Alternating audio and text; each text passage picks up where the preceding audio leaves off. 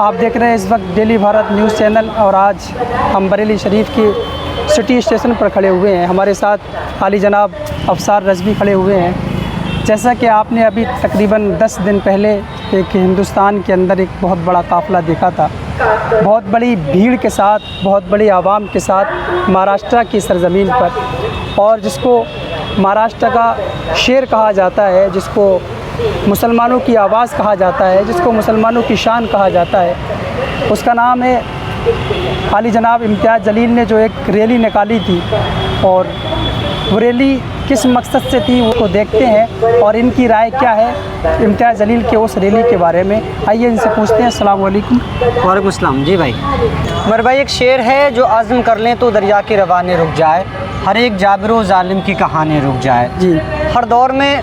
سرکار کریم صلی اللہ تعالیٰ علیہ وسلم کے مخالفین رہے ہیں، کیونکہ حق اور باطل کی جنگ یہ شروع سے ہے اور جب تک دنیا ہے تب تک رہے گی، کیونکہ حق کی پہچان تبھی ہوتی ہے جب اس کے مقابلے میں باطل ہو۔ جی، پر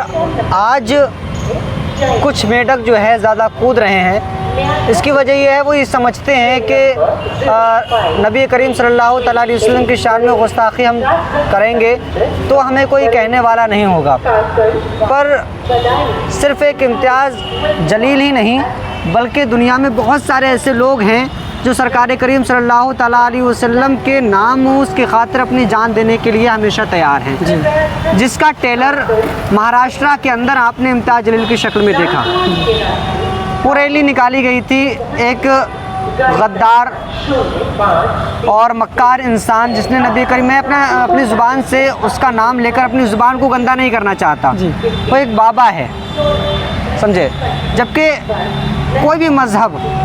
وہ اس کو مذہبی انسان نہیں کہہ سکتے، اس کو ہندو بھی نہیں کہہ سکتے، کیونکہ ہم نے جس طریقے سے دین کی کتابیں پڑھی ہیں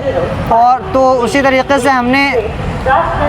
دنیاوی کتابیں بھی پڑھی ہیں، ہندو دھرم کی بھی کچھ کتابوں کا ہم نے مطالعہ کیا ہے، تو کہیں ایسا نہیں لکھا کہ کسی کی دھارمک بھاوناؤں کو ٹھیس پہنچائی جائے، بلکہ اسلام کے اندر تو یہاں تک ہے کہ جب ایک دور تھا اسلام کو پھیلانے کے لیے، جب لوگوں نے روکا، مسلمانوں پر، غریبوں پر ظلم و ستم کیے، تو اسلام کے جو ماننے والے تھے ان لوگوں نے تلواریں نکالی حفاظت کے لیے۔ تو سرکار کریم صلی اللہ تعالیٰ علیہ وسلم کے ماننے والے جب جنگ پہ جایا کرتے تھے تو حضور پیغام دیا کرتے تھے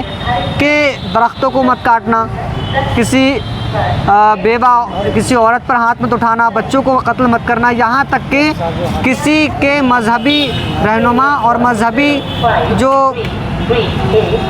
عبادت گاہیں ہوتی ہیں ان کو ٹچ مت کرنا۔ یہ ساری پیغامات جو ہیں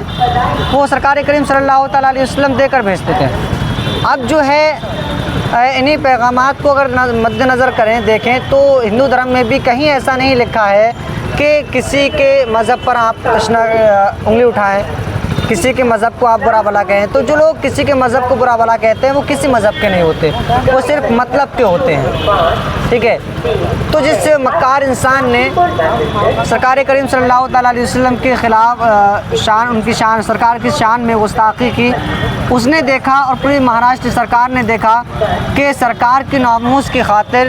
ایک مرد قلندر نے، جس کو امتیاز جلیل کہا جاتا ہے، صرف ایک آواز دی اور پورا مہاراشٹر کا مسلمان جو تھا لبیک کہتا ہوا حاضر ہوا۔ حالانکہ آپ کو پتہ ہے کہ میدان چھوٹے پڑ گئے، روڈوں پر گاڑیاں ہی گاڑیاں نظر آ رہی تھیں،